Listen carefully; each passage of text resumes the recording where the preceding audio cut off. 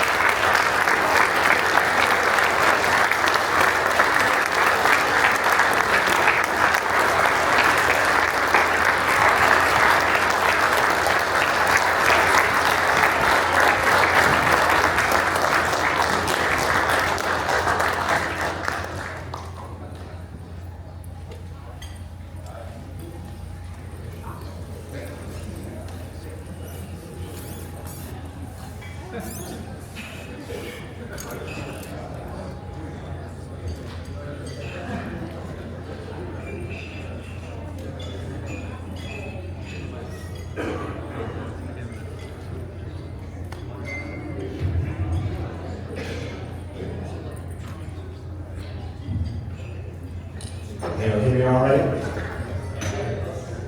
So for someone coming from movie capital Los Angeles, this is as close as getting an Oscar award.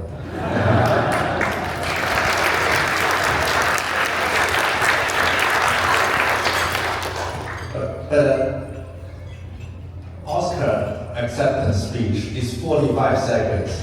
I'm giving 20 minutes.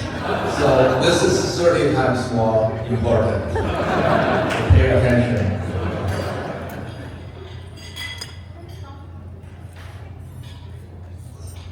The title right now is just takes more than a minute. First, I want to start thanks to the ESDA and IEEE for this tremendous recognition. I think that if you look at this list, if you haven't been to the website, they are true pioneers, innovators, and thought leaders in the field. I feel so much honored and also humbled to be in this list. And especially there's many other deserving candidates, some of them I will say in this room. So it's truly an honor. I also want to give a quote, an old saying that if you want to find out all the bad things you have done in your life, run for a public office. Your opponent will compile this for you. If you want to find out all the good things you have done or remotely associated with, win the Phil Kaufman Award and have your friends being the presenters. So David and Ron, thank you so much for your fabulous presentation. In fact, this old saying is exactly 13 years old. From Professor C.L. Liu. He was the 2011 Phil Kaufman Award winner, and I was the tribute presenter. So one of the biggest regrets in this wonderful evening is that he cannot be here to join us for this celebration.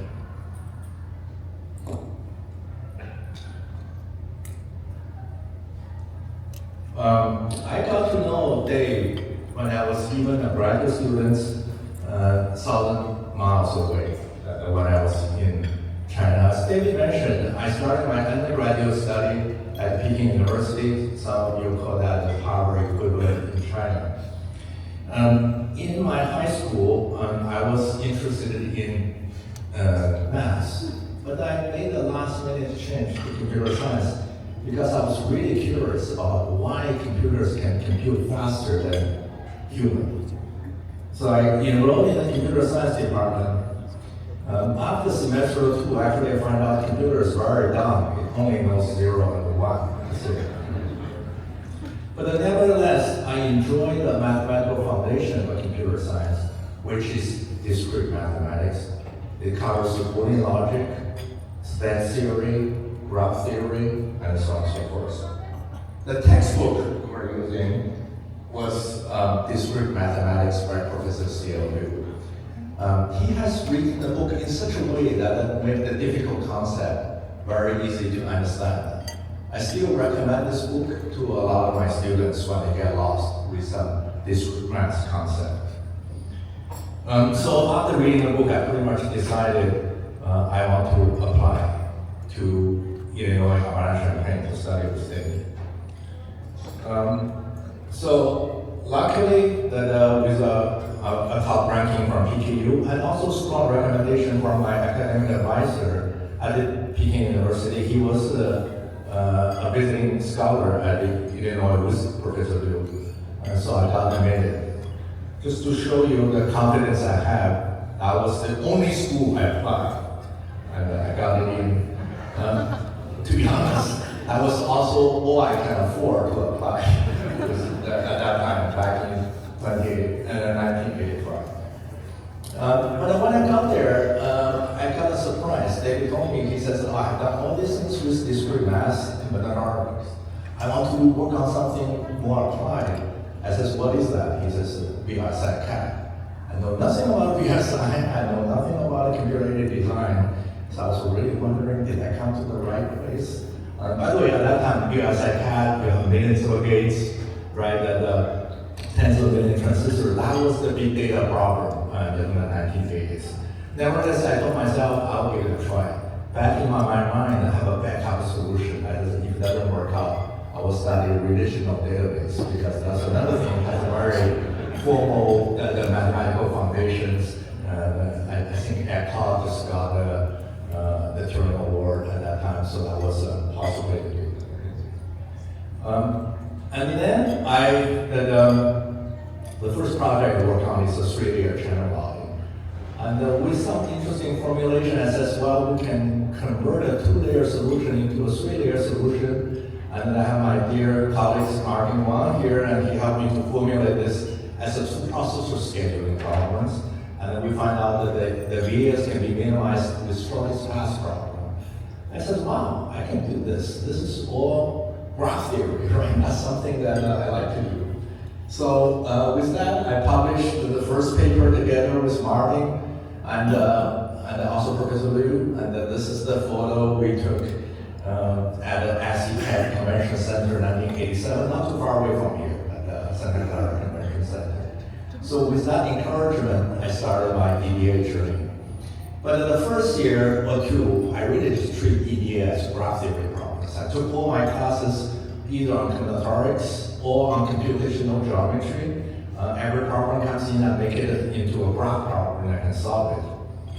Until I went to Xerox PARC for my summer intern. I'm so glad Brian Priest can be here with us, and he was my mentor at PARC. He gave me a real assignment saying, well, you want to do EDA, here are a set of tools, trying to do some small circuit designs, and which I learned and then really appreciate that it goes beyond graph theory. So this is a photo we took at our time. The technology was not very good. This is a better photo I find out. I would say that was when Brian getting the Lifetime Achievement Award at ISPD. I think it's 2014. I saw that was the only time that I saw Brian wearing a tie. I'm so impressed to see him showing up wearing another tie today. Thank you, Brian.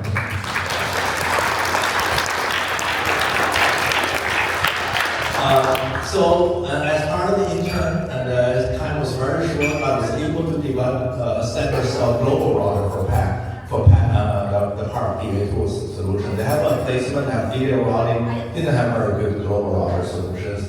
This was actually used as part of the chip designs. So I had a paper in ICCAD 1988, and also I got a big layout plot from Brian as a departing gift. I don't know whether you have seen the Textronics layout plot. It's about 3 feet wide, goes as long as you want. You can actually look at the plot to do the real debugging. So I was so proud. I have this plot hanging in my apartment, and all my friends came in and said, wow, that's your day in the summer. Unbelievable how much the automation can do. And one day, WE friend came in. He first was very amazed. And he's there for a while. He says, Jason, I think you have this plug upside down. I looked at him and I said, so how do you know? And he says, well, normally we have P transistors above N transistor. You have the other way around. Which was my mistake. I know nothing about how the cell layout. I just, wow, there's a lot more about BSI design I got to learn. So I took a class, BSI design, starting from Berkeley Magic Systems, and then all the way going through the process. When I graduated from Illinois, so I would say that I'm a more kind of a qualified researcher in the EDA world. This is a photo with Professor Liu. And this is another photo I was getting one of the top research award from School of Engineering. The title of my thesis there, you can see, so the outside routing. And although we couldn't have Professor Liu to be here, I'm glad to have a Priest Managing, one of my committee members, to be here. Where are you, Priest? The Priest now is the CTO of ANSYS. It's going to be part of the synopsis very soon. So this is the slides that David covered, that my search for a career at UCLA. In one slide, start from interconnect, FPGA synthesis, high-level synthesis, and customized computing. I don't want to repeat too much, but I want to show you the real heroes behind the scene. Let me start with the interconnect optimization. Started in 1990. A lot of students, researchers, postdocs participated here. I will not read through the names. You will see many familiar names and the faces. The way I operated, pretty much by the time they graduated, and all they visited UCLA and with postdocs, and towards the end. So the reason we started with interconnect optimization, if you remember back in the 1990s, all of a sudden we find out transmission is so fast that it takes more time to compute than transmitting, even on this small, like a 2 by 2 centimeter chips. So the kind of a problem we studied with the whole group is that what's the topology you use? Do you use some kind of spanning tree or minimum Steiner tree and shortest path tree? Wires should not be more uniform width and should size it. If you use wide wires, too much capacitance. Use narrow wires, too much resistance. So we have algorithm to do that. You got to have buffers in the tree. So where do you place that, right? And you got to do some planning of the interconnect. At the end, the placement matters because that determines how long the wire will be.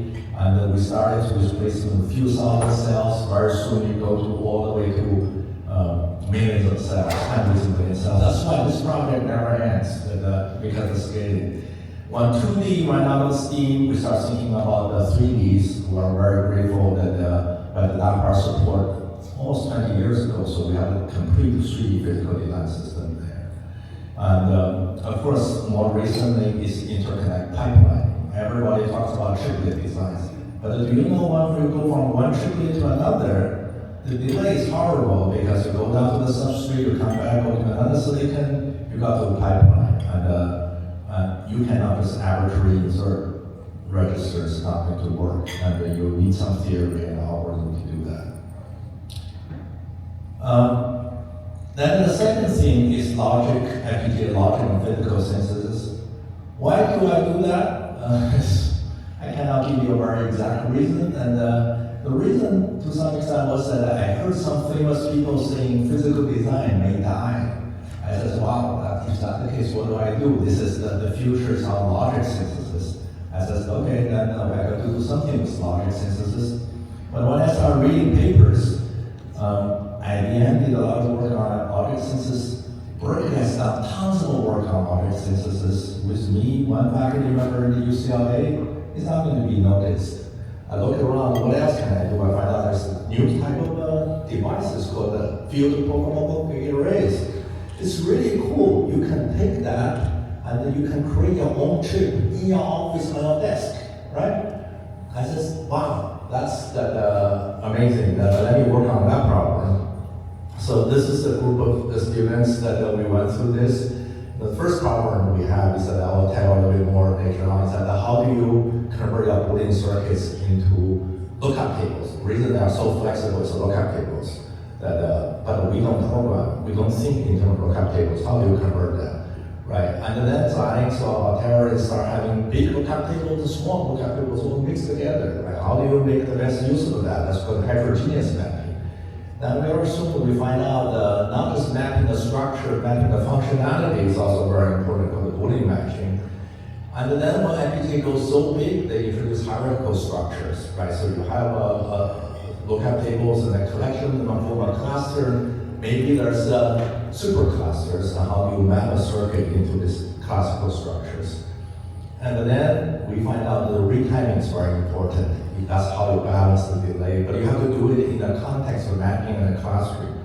So we did a lot of work, and this is the body of work that enabled the start of A+ design technologies. That was acquired by Magma later on. As we do all this work in FPGA synthesis, around 2000, Xilinx introduced a new, in my opinion, revolutionary FPGA called the Vertex 2. Maybe not too many pay too much attention. They put the IBM Power PC in the middle. And that's called a system on a chip, right? How would you program a system like that? Do you want to write Verilog code for your Power PC? Probably not. It's more reasonable to think about writing the C code, running Power PC, and then you carve out part of that goes to the FPGA fabric, right? So I think that's why you want to start from C-based design. Another reason is that everyone I met, this is verification, is in crisis. I asked them, how do you do your chip design to do verify? They said, oh, we write a C model like MPEG-4, 5,000 lines, and then we hire another team to implement it in RTL. I said, isn't that the case? They may misread your C program. Yeah, that's the source a lot of our problem comes from. I said, well, if that's the case, why don't we compile C into RTL? And they basically says, yeah, a lot of people talk about it, nobody able to get it work with enough of good quality. So really, with the students on the screen, we spend so much time that they're trying to come up with algorithms, innovative algorithms to make it high quality solutions. And for example, scheduling, resource allocation. This is a fundamental algorithm to bridge abstraction from untimed models to cycle-accurate models. And also memories. The FPGA has only 2 core memories, and a lot of them. You have one array, you put it in one of these DRAMs, 0 performance, because DRAM only has 2 ports. You want to access 32 ports, 64 ports simultaneously. How do you do that? So that's called automatic memory partitioning. We were very lucky as we started the project. LLVM is coming up. Now it's the competitor you use on MacBook or almost any devices, the front end. We were the first one taking that into the high-level synthesis. Now everyone's pretty much followed that. And we also, over the time, has domain-specific compilers. For example, we know how to do systolic design. That's the one goes behind TPUs, the ones, the accelerators at Tesla and all others. Stencil computations, or you want to do high-quality image processing or scientific computation, that's the pattern you follow. And more recently, we're doing HRS and physical planning, right? And when I talk about interconnect planning, that got to be done together with high-level synthesis. And the latest work is using deep learning to enable high-level synthesis. So you even don't have to give any design hints. The large language models or graph neural networks will figure it out for you. So this is the body of research that led to AutoESL, Qualcomm computing, and more recently, rapid stream design automation yet to be acquired. As we are doing that, we decided to start another branch that Rob was absolutely right. NSF has that $10 million opportunity. We got to look for that. We have to have a really good reason. The good reason is the end of our scaling. When I was a graduate student, I saw is with many of you, we were lucky. You write a program, you don't do anything, it gets faster every 2 years. Why is that? The clock frequency gets faster, right? But until 2000 or 2005, frequency scaling stopped. Your program is not getting any faster. So how do you do that? You have to spend the time to parallelize it. So then that's to use multi-cores. We said we got to go one step further, not only with parallelization, but with customization. You got to come up with the architecture to feed the workload with customization. So we can actually, Rob's slide shows that we can do compute customization, we can do memory customization, we can do interconnect customization. To tell you a story that we had to, with $10 million, you have to go to Washington, D.C. to defend your proposal. Most of the time when you submit a proposal, you do not whole review that. That's a highly confidential process, so that make sure people can say bad things about your proposal. But then with $10 million to be there, sitting in front of this panel, we know they reviewed the proposal. The very first question they ask is that, what is a domain? We talk about domain-specific computing, right? So ask what is a domain. So you can see the doubt that people are so used to general purpose computing that they don't think there's an alternative for a domain. Of course, at that time, we came out with now medical school. The application was on medical imaging. So my answer was medical imaging. Well, I had one radiologist going with me, and he gave a long list of answers why you need a lot of computation to be done and with efficiency. In retrospect, I think I gave the wrong answer. I should say everything.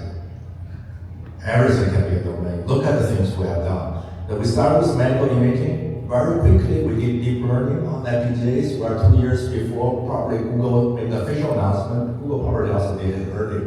We did the big data processing, anything from sorting to compression to many other things. We did the genomics, the personalized medicine. So we have a pipeline which is 35, 40x faster. That's what the number Rob was quoting. And we have neural decoding. Now we can actually take in cosmic images, and we have FPGA specialized to do the decoding. We can think faster than rats, right? Than the reconstruction. And then the sparse linear algebra, we have some experts from my group doing here. And more recently, quantum computing. So this is a special domain. So how do you do if you want to decode messages? And so this is the opportunity you can have. So this is really also the work that influenced the quantum computing. Finally, I want to say the pipeline is strong, and we are now ending the research here, and to show you some of the exciting things we are doing. As I said, we really want to democratize chip designs. Not only hardware people can design, I want the software people to design as well. How do you do it? We do it with deep learning. And we have very efficient data, efficient training of LLM. I think that the approach the industry is taking is quite horrifying, how much data, how much energy it consumes. But I think you can be a lot more selective about what data to use and to train that, dynamically change that. We have hierarchical large language models can solve unlimited context. If you have some hardware background, you know your memory has hierarchies, right? The cache, memories, the storage. Human being has hierarchies. We have sensory memory, we have short-term memory and long-term memory. Why large language model only do attention in a flat way? So we change that fundamentally. Near data computing, when I say you want to select the data to use, you don't want to bring it into CPUs or GPU. You do it inside your storage devices. So that's what we're doing. And of course, quantum computing is a totally different game, and I think there's a potential for some specialized applications. Not only research, we also had a lot of fun together and a lot of good meals. And David showed something, the hiking and lawn bowling. I'm so grateful that we can still get in, and also we stay connected during through pandemics. We remain to be connected, and that is for a lot of reunion events and dinners and the various places. And this is, I believe, it's David's home that the one we have a dad there right here. So that's the just such a great family to be social with. But all of this is that done in context. I want to show you some inspirations. There's way too many inspirations. Let me just limit it to this is the Kaufman dinner, the Kaufman community that Ernie Koo, Aurora, Dave Liu, right, Rob, and Anna Rose, and Larry, he's not here. On the interconnect aspect, we read a lot of papers on them. On the FPGA side, we really have to learn logic synthesis from start.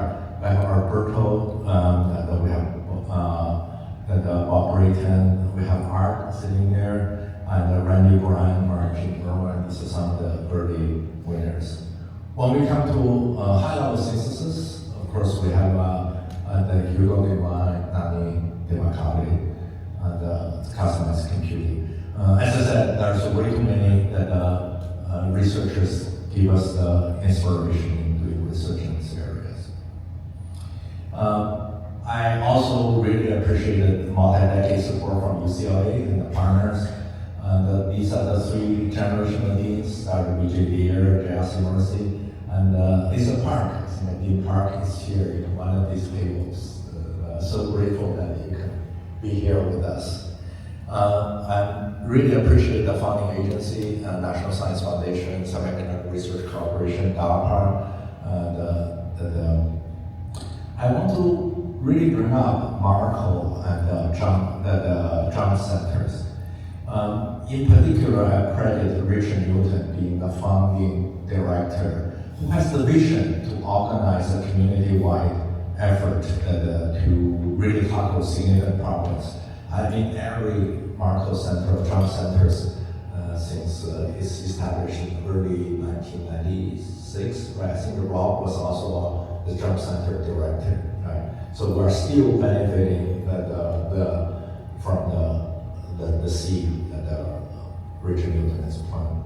Of course, I was grateful for the industry partners. There's so many of them that access Amazon, EMP, and so on and so forth.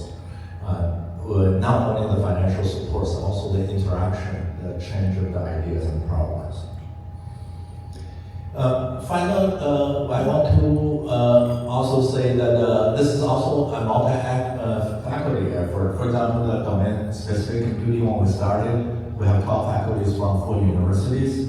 That was the 2009 lineup. Today, we have 10 faculties that cover different areas. For example, a lot of shifting on deep learning being a workload, and looking at the various aspects of customization. I also want to talk about the partners for tech transfer. To be honest, tech transfer is hard, especially for someone originally was only interested in discrete mathematics. Just to learn the legal system in US is complicated. I remember when I started A+ Designs, and some of the early members are here, I had 4 engineers or researchers, and after a while, we had 5 lawyers on the payroll. I said, why do we need 5 lawyers? They said, well, you need one for corporate setup, right? And this, okay, then you need a second one for immigration, because you're foreign students, that's sure. And then you need the third one because you create some patents. I said, okay, that's enough. He said, no. Once you have the contract, you need the fourth one to negotiate. The contract is a different skill than the patent. I said, okay, that's it. And then after a while, then two of our customers start having dispute. They asked me to be in the court to do a deposition, and none of these lawyers can help. They said, you have to get a trial lawyer. So that's how we get lawyers. But so it's a lot of learning curve. But I was very fortunate and very grateful to have great partners. I'll start with Chris Norris. He was the VP for the PLD division at Cypress. And he has such a trust. Before we had the R&D team in together, he gave me multi-million-dollar contract to start with. So A Plus started with zero financing money. It's all bootstrapped. I want to thank Team Southgate and Michelle Rich from Altera. Again, these guys have such a confidence. It's not saying I'm selling things to them. They are actually trying to encourage me to work on their FPGAs. They give prepayment that, to get our effort started on their devices. I want to thank John East and the center from him. I got the first 8-digit purchase orders.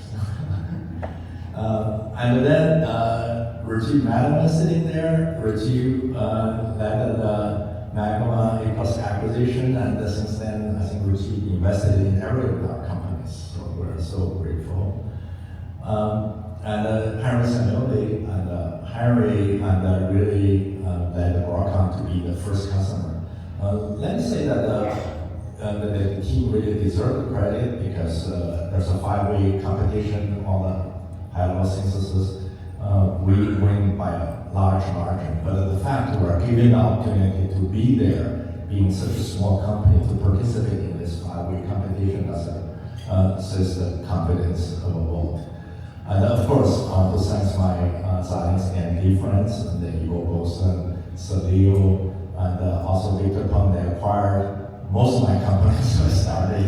And also there's many other AMD friends and Ralph and the whole table there that we look forward to continuous collaboration. But this is really a small subset that I owe so much to so many partners, supporters.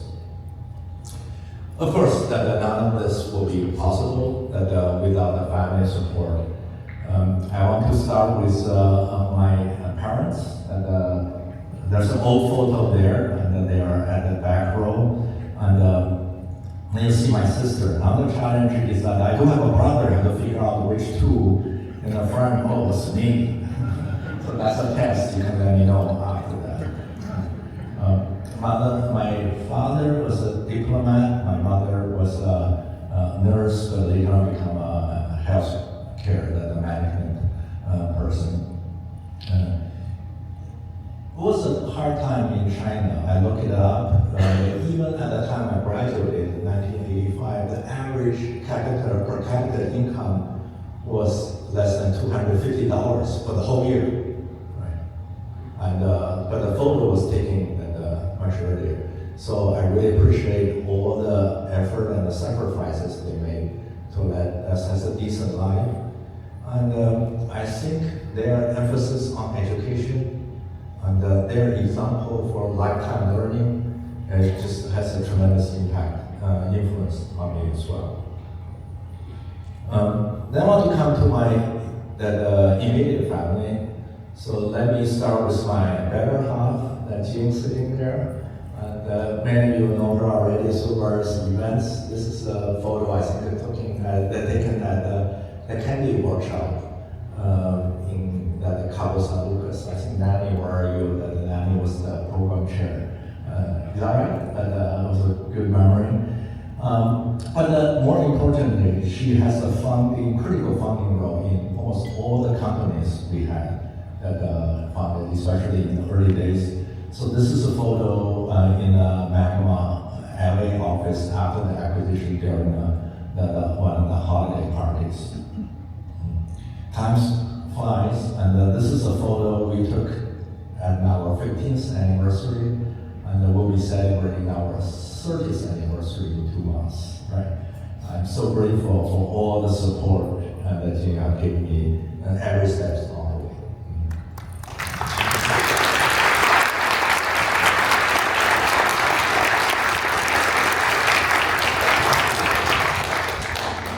Of course, the exciting part and the truly rewarding part of our journey is to see our daughter Iris grow. And this is a very recent photo. She decided to become a doctor, enrolled in Stanford Medical School after she got did a PhD in physics from Harvard last year.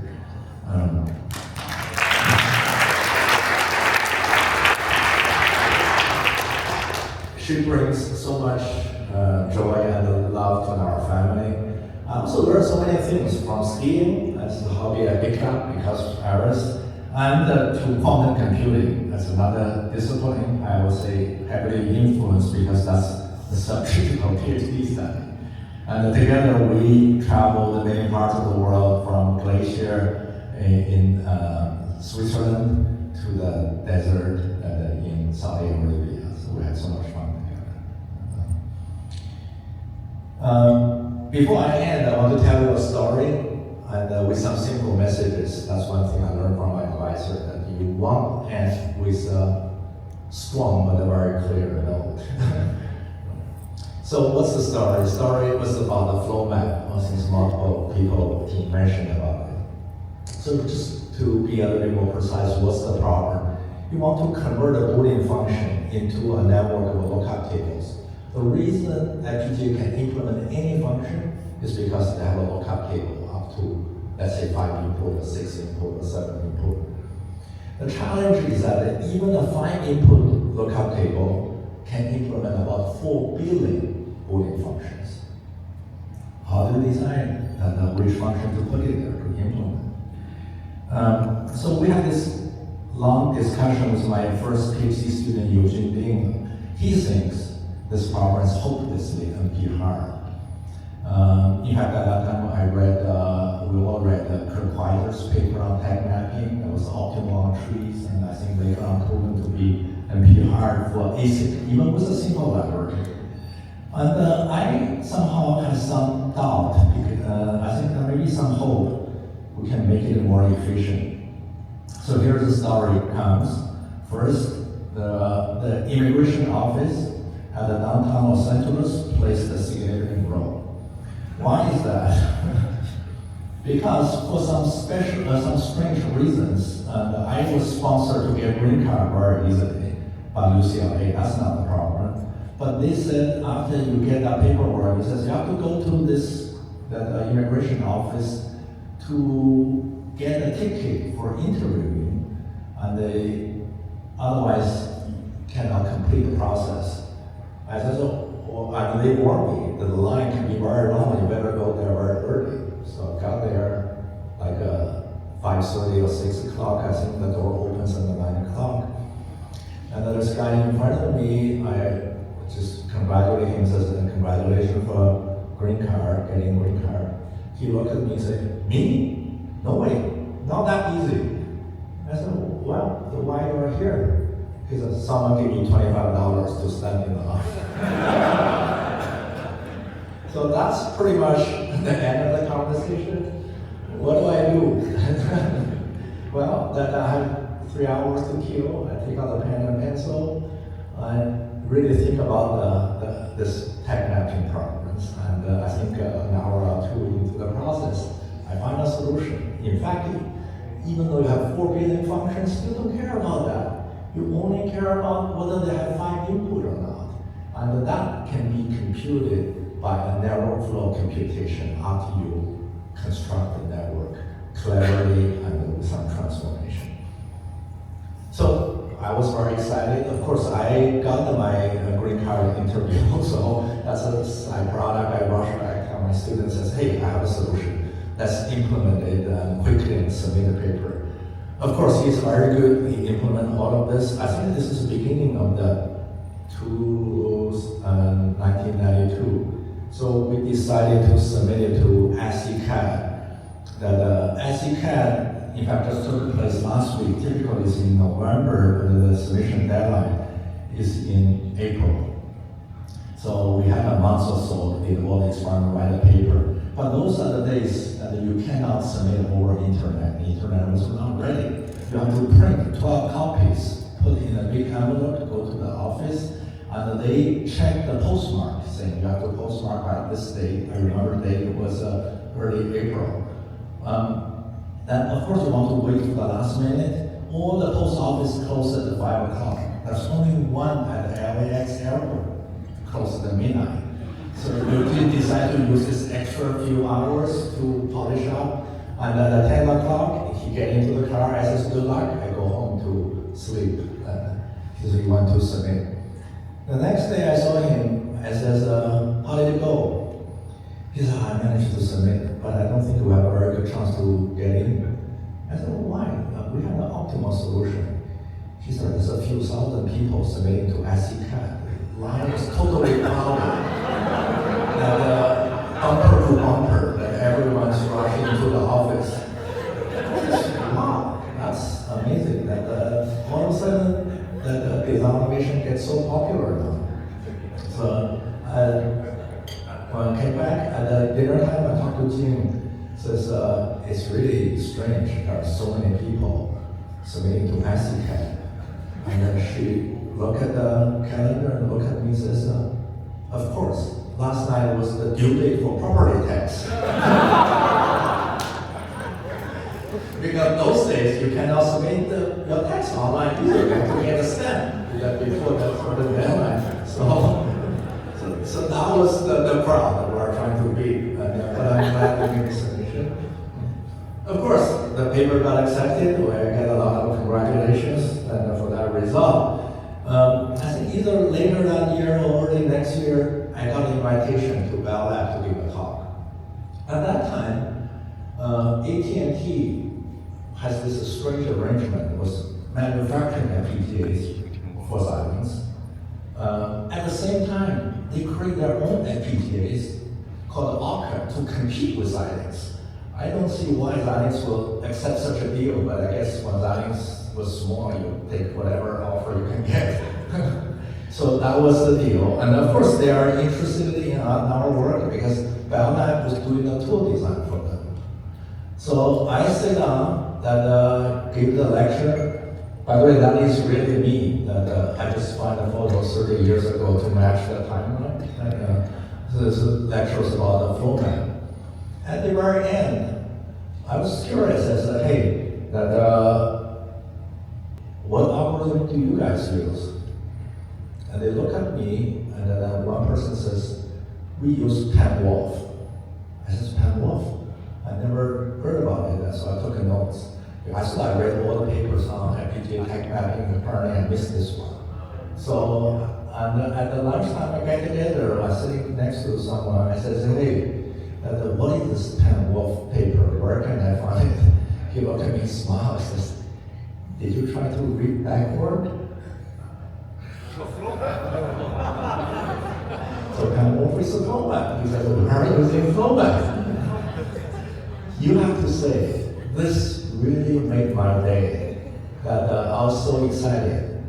For a young assistant professor, 3 years out of a PhD, and in the 1990s, 1980, 1990, Bell Lab is absolutely the mecca of the tech world. Think about it. This is the place you invented transistor, you invented the laser, you invented differential theory, right? You invented the C++ language.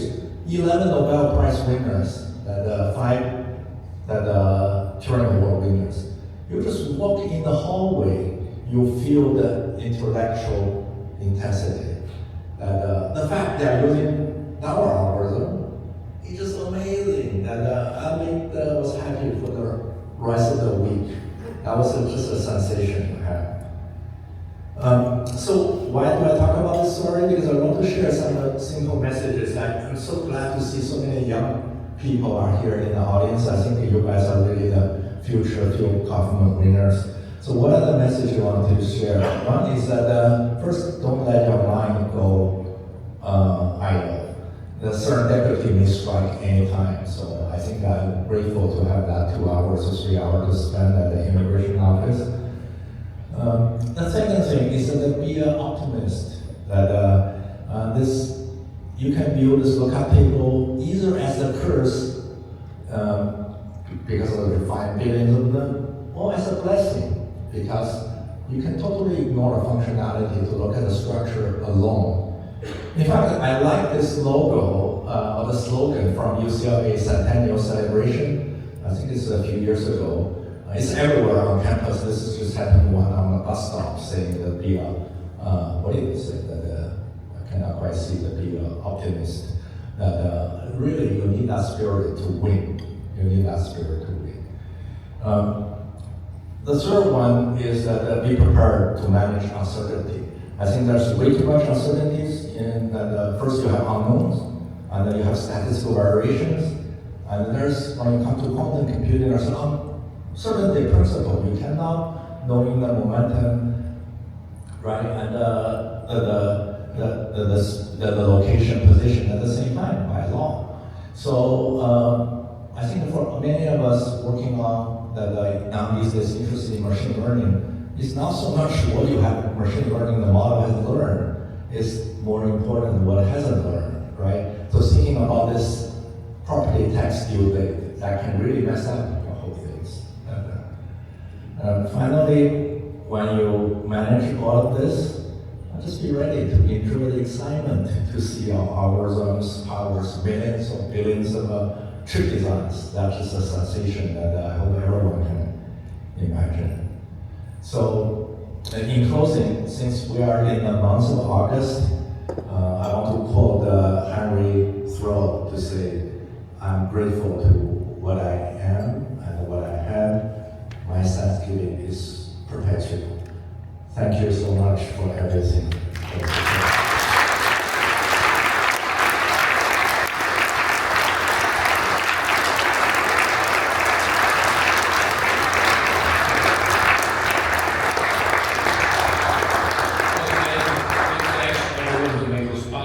Sponsors, organizations, the people who actually work tirelessly behind the scenes.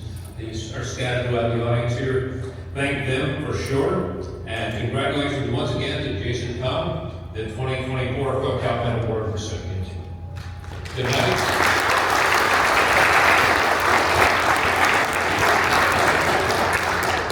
Good night, everyone. Please drive safely. I'd like to see you all back.